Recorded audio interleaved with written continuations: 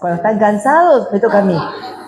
Y como soy la más cortita del grupo, y hablo de estatura, no hablo de edad, les aclaro, no se nota si estoy parado o sentada. Y como me gusta mirarlos, yo me voy a parar. Vamos a poner la silla para atrás y les voy, me gusta, mira, si no los de atrás yo no los veo porque quedo recortita, ¿está? Bueno, no, acá estamos bien, acá los veo, me gusta verlos. Los cuatro hablaron de si es justificable o no la falta de recursos para. Yo no tengo que hablar de eso, yo tengo que hablar de los avances, porque entre tanto conflicto y entre tanta cosa, algunos avances tenemos. ¿Alcanzan? No. ¿Son pocos? Sí. ¿Nos tenemos que abrazar esos avances? Nos tenemos que abrazar esos avances, porque es la única forma de ir empujando esto. Pero me vino a la memoria cuando los escuché hablar a ustedes, que los juzgados de familia fueron creados por ley. Ustedes pueden ir a googlear esas leyes de cómo se crearon los juzgados de familia. Todos, los de todo el país, en cada provincia, fueron creados por ley. ¿Y qué dicen los fundamentos de la creación? Que los juzgados de familia deben, no pueden, deben, luchar por la consolidación de la familia. Qué detalle, ¿no? Podríamos empezar todos los escritos con esto, ¿no? Bueno, encontrar soluciones conciliadoras y judiciales eficientes para los conflictos de familia. Eso dicen los fundamentos de la ley que crearon los juzgados de familia.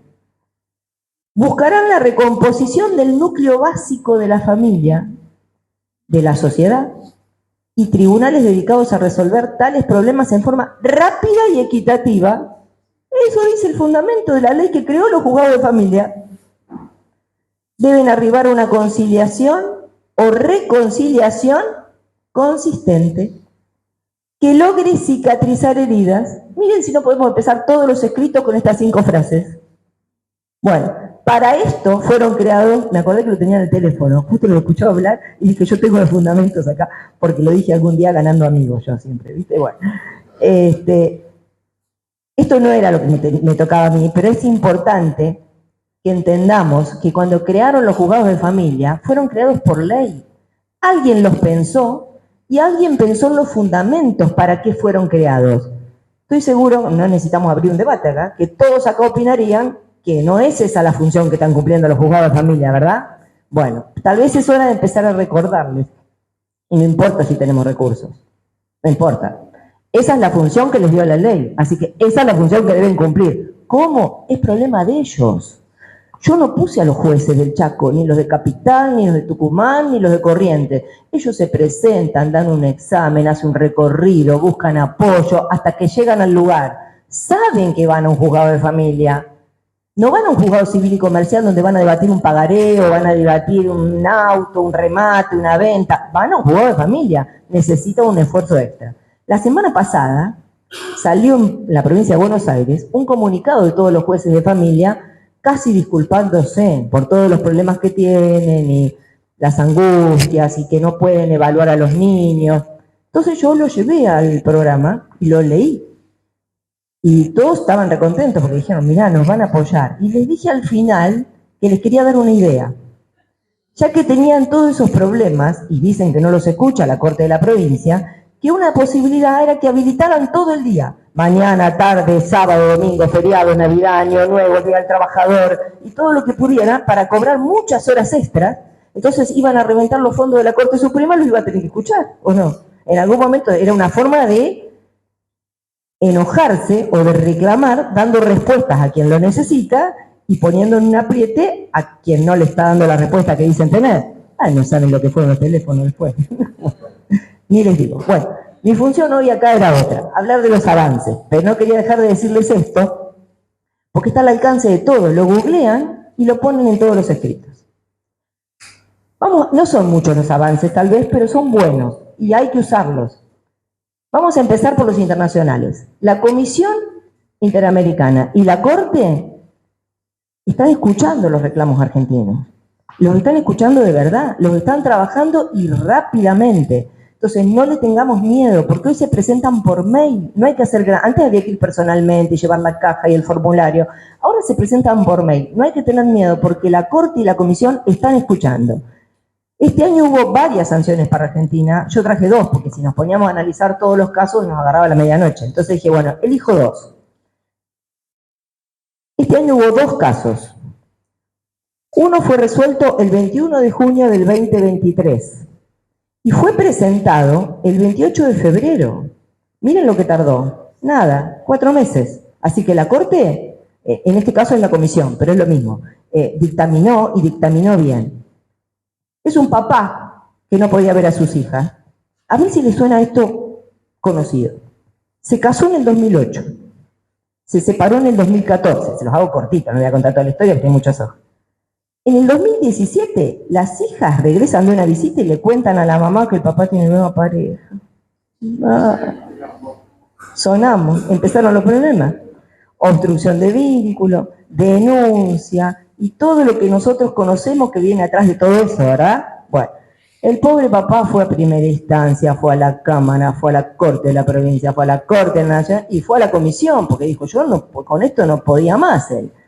Bueno, ¿quieren saber lo que dice? El juzgado, vamos a los juzgados, hay que denunciarlo. El juzgado nacional de primera instancia, número 87 de Capital Federal, fue el que hizo todo este derrotero.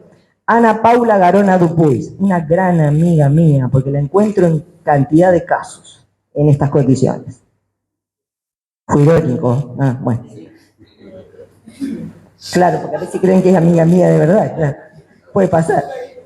No, por eso nadie dijo nada, yo dije, les voy a avisar que fue irónico. La decisión de la comisión fue, en vista a los antecedentes señalados por la comisión, considera que el presente asunto reúne prima facie los requisitos de gravedad, urgencia e irreparabilidad. Irreparabilidad, habla del niño, de los niños. Irreparabilidad, contenidos en el artículo 25 del reglamento. Le dice un montón de cosas más, intima a la Argentina que en 15 días analice qué pasó en toda esa causa, le dé una respuesta a la comisión y que inicie la revinculación inmediata de ese papá con sus hijas. No es menor. Lo hizo en 4 meses. Nosotros en 4 meses no tenemos el primer despacho. Bueno, la comisión analizó todo el expediente y sacó la resolución. 4 meses. Miren si vale la pena llegar a la comisión. No hay que tenerle miedo. Otro caso, el segundo, traje 2 nada más de él. Este es de la Corte, no de la comisión. Este caso es de una mamá, 13 años, quedó embarazada, vulnerable, y su mamá, que la acompañaba, también vulnerable, sufridas, una familia sufrida.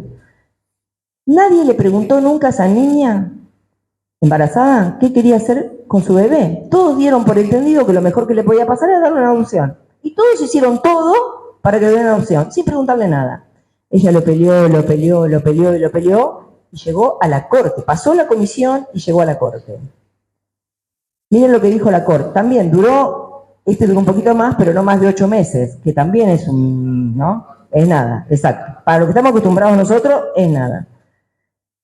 El Estado es responsable, dice la Corte Interamericana, por la violación de los derechos a la integridad personal, a la vida familiar, a la protección de la familia y a los derechos de la niñez. También es responsable de la violación de los derechos de esa mamá de 13 años, de la vida familiar del niño Mariano también, que era su hijo, el que no tuvo la oportunidad de tener desde el primer momento, y también dijo, el Estado es responsable de la violación de los derechos de esa abuela, que acompañaba a esa mamá, todos vulnerables, porque todos hicieron lo que quisieron sin escuchar a nadie. Entonces, ¿vale la pena llegar a la Corte? Vale la pena llegar a la Corte cuando vemos que todo se nos atora acá. ¿Es lento? No es lento, es una idea que teníamos de antes, porque antes había que viajar, ir a las audiencias presenciales, todo lo que se hacía antes, no mucho antes de la pandemia en realidad, y ahora todo se agilizó. Aprovechemos, no es muy complejo, hasta las indicaciones las encuentran en la página de la Corte si entran. Bueno, ahora entremos a Argentina. 3 casitos rápidos. Eso de que dicen que no podemos hablar de alienación parental, la verdad que no lo entiendo, porque ya habló la Corte de la Nación. Entonces, si habló la Corte de la Nación, repitámoselo en todos los escritos, porque no pueden ir contra la Corte de la Nación. El Ministerio Público Tutelar de Capital dice, siguiendo con las distintas modalidades de influencia en el discurso del niño. Son psicólogos, son colegas. Ahí tenés, ¿ves? Colegas, ya piensan como vos. ¿Y qué colegas? Hay un grupo interdisciplinario ahí que es impecable. habla de las influencias del discurso del niño que surge de una inoculación. Más claro, imposible, ¿no es cierto? Se produce cuando los adultos responsables de la crianza infunden ideas distorsionadas de la realidad en el psiquismo del niño. Estás por morir en este momento, ¿no? Claro, bueno. Cuyo proceso de individualización se encuentra a su cargo. Entonces, hablan del adulto que tiene a cargo un niño y cómo le inocula ideas para que diga lo que el adulto quiere que diga. Lo firma el tutelar. No es un dictamen aislado que no tiene firma, está y lo podemos usar. A esto voy. La Corte de Justicia de la Nación Argentina a esto le dice, un renglón después, los jueces deben pensar las consecuencias futuras de sus decisiones, sobre todo cuando los destinatarios son los niños. No es un invento. Fallo 331941, lo dijo la Corte. Usemos estas cosas, pongámoselos en todos los escritos, porque de algún... ¿Cómo? Cámara Civil, J, capital. Un paso abajo de la Corte de la Nación, porque son juzgado de primera instancia, Cámara Civil, Corte, en el medio no hay nada. Cabe recordar que se presenta la alienación parental, es de ahora, diciembre del 21, no tiene 150 años, no tiene nada de tiempo. Se presenta la alienación parental cuando un hijo rechaza sin razones justificadas a uno de los progenitores, como consecuencia de acciones de descalificación, abiertas o encubiertas, pueden ser de las dos maneras, pero movidas por el otro de mala o buena fe, destinadas precisamente a lograr ese rechazo. ¿Más claro? Imposible. Y final, Corte de la Nación, que en efecto no pudo pasar desapercibido, le dice la Corte de la Nación a la Cámara Nacional y jugó primera instancia. Señores, no le pudo pasar desapercibido, se lo dice con todas las letras, que tal actitud mantenida, en este caso por los niños, dice, con algunos vaivenes que fueron perdiendo entidad en el tiempo, porque era una causa que tenía como 15 años, al margen que pudo haberse originado en la alienación, lo dice expreso, en la alienación, con el discurso paterno ayudado por la posición de la madre. ¿Tenemos avances? Tenemos avances. Hay que usarlos. Tenemos avances. Bueno, yo traje los fallos por si alguno quiere sacarle copia después. Bueno, algunos otros, cortitos, para que no se vayan con 2 o 3 avances nada más. Cámara Nacional de Apelaciones Civil, Sala K, de agosto del año pasado, del 2022. Por primera vez una Cámara dice, cuando una mamá pedía una restricción y una restricción y una renovación y una renovación y ahí iba un expediente eterno, esta vez el papá con su abogado lo apela, llega a la Cámara y dice, escuchen, la violencia de acá es entre los adultos. Le damos la restricción, pero no respecto al hijo, que revinculen. Primer fallo en el ámbito de nación, por lo menos, Sala K. En el marco de los hechos de la violencia familiar, parece correcta la solución, correcta, de mantener la restricción entre padres, pero no con el hijo, que tenga vinculación. Es un avance. Sala K. Juzgados un poquitito más. San Isidro, nos vamos a la provincia, algún juzgado chiquito, más chiquito de familia. La justicia de San Isidro resolvió quitarle a una mujer el cuidado de sus hijos por su acción alienadora, lo dice la sentencia, para separarlos de su padre y le concedió el cuidado exclusivo a él. ¿Es un avance? Es un avance. Esto tiene muchos fundamentos, yo les leo un resumen. El fallo completo es exquisito, es para sacar un montón de frases de acá, ¿de acuerdo? Cámara Civil. En este caso, ¿saben que reconocieron? Un daño y perjuicio. El papá impedido presentó una demanda de daños y perjuicio y la Cámara dijo, sí señores, usted fue impedido y tiene derecho a un daño y perjuicio y condenó a la madre a pagar los daños y perjuicios por el tiempo en que estuvo impedido.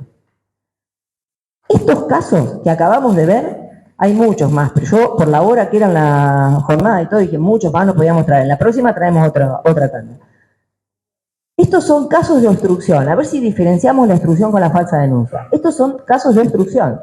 No había denuncia, no había medida cautelar de impedimento, ¿está? Eran casos en los que la madre hacía lo imposible para que el padre no viera al hijo, claramente. Por eso había alienación, ¿de acuerdo? Cuando hablamos de falsa denuncia, porque esto me inundan las redes preguntándome por falsas denuncias. Cuando hablamos de falsa denuncia, espero que los penalistas estén de acuerdo, porque yo estoy al horno, acá está claro, ¿no? Bueno, no, por las dudas digo, ¿viste? Yo me atajo, rápido me atajo. Bueno, cuando hablamos de falsas denuncias, no nos alcanza con una resolución de archivo, porque cuando vas a familia te dicen, esto no es falsa denuncia. No alcanza con que me escriben y me dicen, a mí me archivaron la causa y ahora él me hizo una falsa denuncia. Bueno, con el archivo simple no alcanza. Para que sea falsa denuncia, tiene que haber una resolución expresa de sobreseimiento o absolución que diga que la persona no cometió el delito o que el hecho no existió. Eso es falsa denuncia. Si no tenemos esa resolución, no tenemos falsa denuncia. ¿Que hay casos? Hay casos. ¿Muchos? Sí, hay muchos. No traje todos tampoco. Santa Fe. Llegó al juicio oral. Supo el abogado defensor con mucha habilidad preguntar y ella terminó diciendo, ¿mi ex admitió una estrategia de su abogado? Escucharon, ¿no? De su abogado. Para que yo fuese preso 2 años y ella está tranquila. Se quebró en el juicio oral, se quebró y le preguntaron tan bien que terminó reconociendo, el caso es largo, el padre es con quien tengo trato ahora, porque después me comuniqué con él, Claudio Coraza, es un transportista, es bastante conocido fue el caso, la justicia terminó dándole el nene a él. Él lo tiene a su cuidado, vive con él, sube fotos, muestra cómo está divino el enano ese, divino, bueno. Pero se tuvo que bancar todo un juicio penal y llegar al juicio oral para que el defensor preguntara correctamente y lograra quebrarla y que ella pudiera decir que era falso lo que estaba diciendo y reconocer que había sido una estrategia del abogado. Ahí estamos en problemas. Bueno, sí, bueno, pero somos abogados, estamos en problemas. O me van a decir que nunca se sentó en el estudio de algunos de ustedes una persona que dijo, hago cualquier cosa con tal de destruirlo. Ah, bueno, por eso. Porque yo tengo 33 años, soy la más vieja, pero ustedes tienen algunos también, claro. Trelew. El denunciado fue imputado, escuchen, fue imputado por violación de domicilio en concurso real con amenazas agravadas por uso de arma de fuego, enmarcado en el contexto de violencia de género, en concurso ideal con tenencia ilegal, no sé nada de todo lo que significa esto, claro, con tenencia ilegal de arma de fuego de uso civil en calidad de autor. Toda la vida, era para toda la vida, ¿no es cierto? Claro, más o menos para toda la vida. Bueno, el juicio avanzó, llegaron al juicio oral. Llega la denunciante, se sienta a declarar y la fiscal le pregunta primero, que se supone que estaban del mismo bando, y le dice, bueno, reláteme bien los hechos, relate con detalle los hechos. Y ella dijo, para que no me encuentro, reconoció que nunca pensó que esta situación iba a derivar en todo lo que ocurrió y reconoció haber mentido directamente en el medio del juicio, haber mentido, porque según contó todo empezó con una discusión en la que pretendía que su pareja se fuera de la vivienda, ya que pretendía comenzar la relación con otro sujeto. Y como su pareja se negaba a irse, y ella se acordó que tenía un revólver viejo que él había encontrado, porque era recolector de basura, lo había encontrado en uno de esos, pero no andaba ni el revólver, lo tenía de vista, dijo que con ese revólver la había amenazado. Vino la policía, le allanó la casa, le encontró el revólver, no servía para nada, lo metieron preso y esta fue la imputación, hasta que llegó al juicio oral. Esto es falsa denuncia. ¿Entienden lo que necesitamos para una falsa denuncia? Necesitamos o que digan que vos no fuiste el autor o que digan que el hecho no existió. ¿De acuerdo? Se le fue un poquito a la mano, sí. Pero ¿por qué no miran las consecuencias? No miran las consecuencias de cuando van a denunciar. San Isidro, un hombre de 58 años padeció durante 2 años el infierno de una prisión por una denuncia que se comprobó que era falsa. Era un abuso sexual. El juez Alejandro Lago a cargo, cuando lo absuelve, le dice, este órgano colegiado siente la necesidad de pedirle disculpas. Después de 2 años preso, 58 años, le arruinaron la vida, le pide disculpas, nada más que disculpas le pide. Le pide disculpas en nombre de la justicia, le pide disculpas cuando lo absuelve por estos casi 2 años que pasó privado de su libertad sabiendo que esto es irremediable. El presidente del tribunal sabía que era irremediable y le pide disculpas. Una locura, pero están pasando estas cosas, pero las tenemos que saber porque las tenemos que usar. A esto voy, hay que usarlas. Esto los pueden usar ustedes que son penalistas, nosotros que hacemos civil. Neuquén, el hombre imputado por delito de abuso sexual con acceso carnal agravado.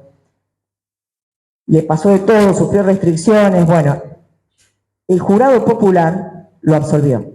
Otra cosa, si tienen cerca gente que está en penal, busquen el jurado popular.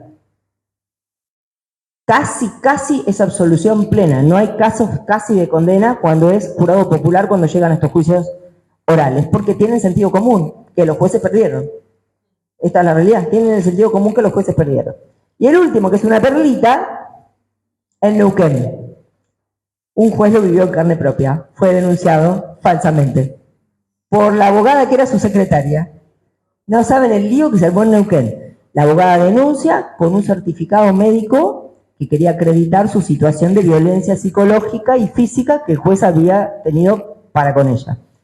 Empiezan el jury, arranca todo el trámite. Cuando están en el último minuto del jury, por alguien que no sé qué estaba investigando, detectan que el certificado ese original era trucho. Se comunican con el médico dice, yo no la conozco a esa mujer, yo nunca la atendí, un psicólogo. Nunca la atendí, nunca hice un certificado, yo no sé quién era. O sea, le habían copiado hasta la firma. Toda la causa era trucha y el señor estuvo a 2 horas que lo destituyeran. Lo vivió en carne propia. No está bueno lo que le pasó, pero está bueno que sepa lo que pasa cuando las denuncias son falsas y ellos no actúan en tiempo y forma, ¿verdad? Bueno. Vamos a cerrar ahora con algunos conceptos cortitos. Les traje casos, ahí vieron lo que era obstrucción, cuáles son los avances y cuáles son falsas denuncias y las cosas que pueden usar. Y la Corte Interamericana. ¿Está? Corte de Nación. Usemos la Corte de Nación, usemos la Corte de Nación. Yo sé lo que saben que van a decir los inferiores y no es vinculante, no podemos porque no es vinculante. Sí, desde lo moral es vinculante, porque hablamos de niños.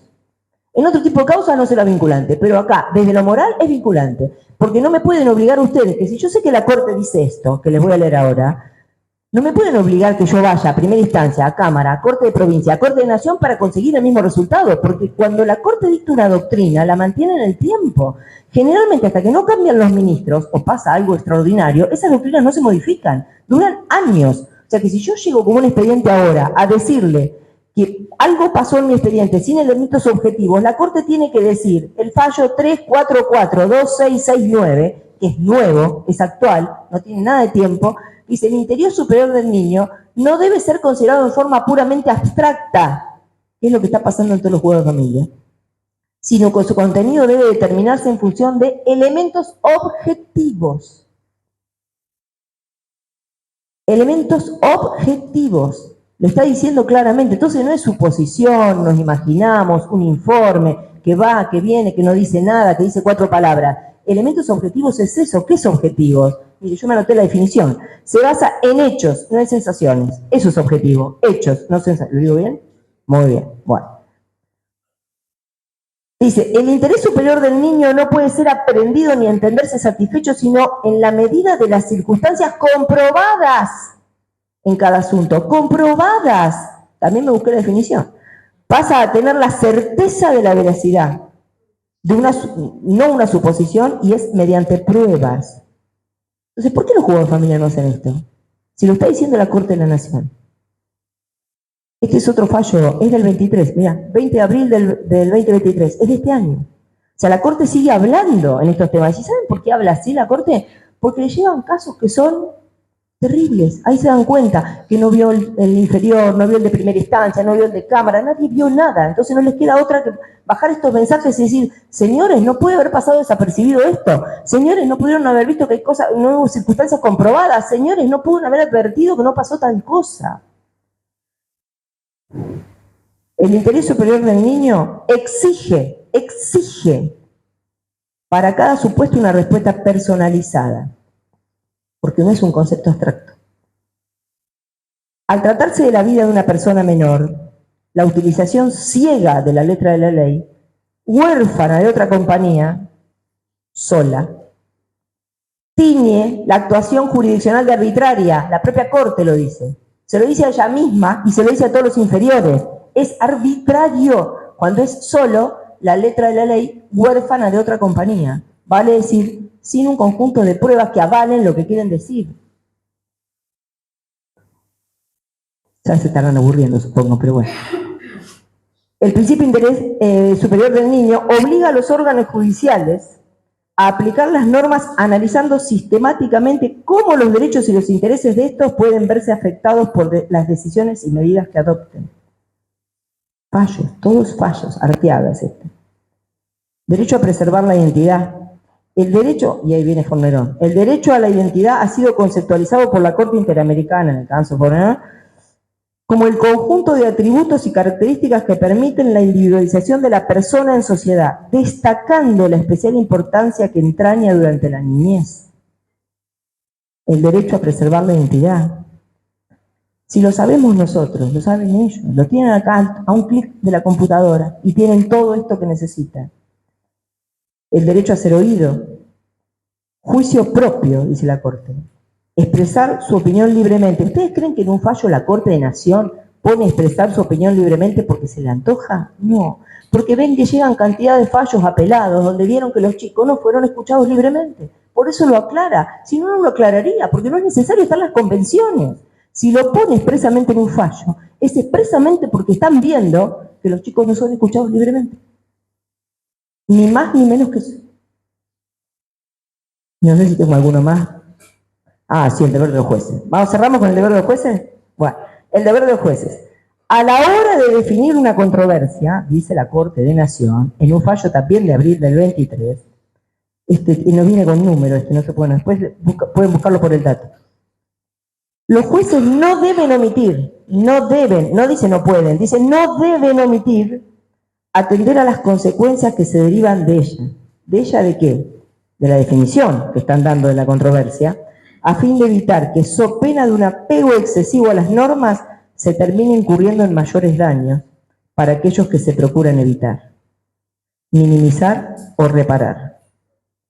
¿No les parece importante? Es la palabra del máximo tribunal. No nos pueden obligar a apelar hasta la Corte para encontrar estas respuestas. Tienen que entender que si bien no son vinculantes jurídicamente, sí son vinculantes de lo moral cuando hablamos de niños, porque los niños no tienen tiempo. Y si no, llegamos a la Corte cuando tienen 15 años. Y tampoco está bien.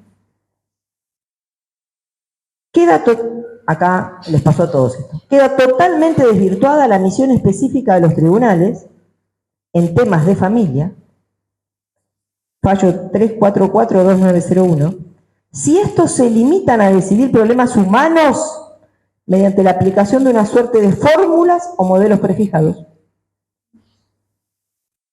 Más claro que esto. ¿Cuántos de ustedes tuvieron una plancheta, un despacho que era una fórmula, un modelo prefijado, un copio y pego de otra resolución? La mayoría. Bueno, ¿qué dice la Corte de Nación? Queda desvirtuada la misión específica de los juzgados de familia. Específicamente habla de los juzgados de familia, no habla de todos los juzgados. En temas de familia, si estos se limitan a decidir los problemas de esta manera. ¿Está claro? Entonces, ¿tenemos avances? Sí. ¿Todos? ¿Muchos? No. ¿Todos los que queremos? No. ¿Sirven? Sirven. Hay que abrazarse de estos avances. Y si es necesario abrir todos los escritos judiciales, arrancando con estos conceptos, habrá que hacerlo hasta que los lean. Un día los van a leer.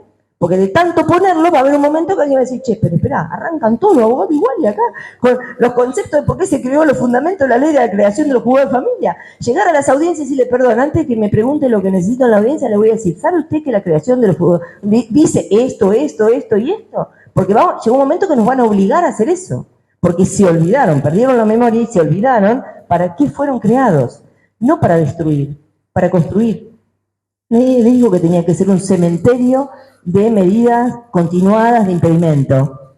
No, eso no es su función. Su función es crear puentes, vínculos, construir la familia, reconstruirla y acompañarla, no destruirla. Están haciendo todo lo contrario. Y lo peor de esto es que pareciera que estamos muy cerquita de una eclosión del sistema de familia, porque está pasando en todo el país. Y se los garantizo, a mí me llegan, honestamente, me llegan al canal cajas con expedientes fotocopiados completos de cualquier lugar del país. A ver si las puedo leer. Las mandan directamente. Llegan con mi nombre y con cajas llenas de papeles. Imagínense la desesperación de esas personas en cualquier punto del país para animarse a encontrar la dirección, a fotocopiar sus expedientes completos y a mandarlos en una caja sin siquiera conocerme. No es poco.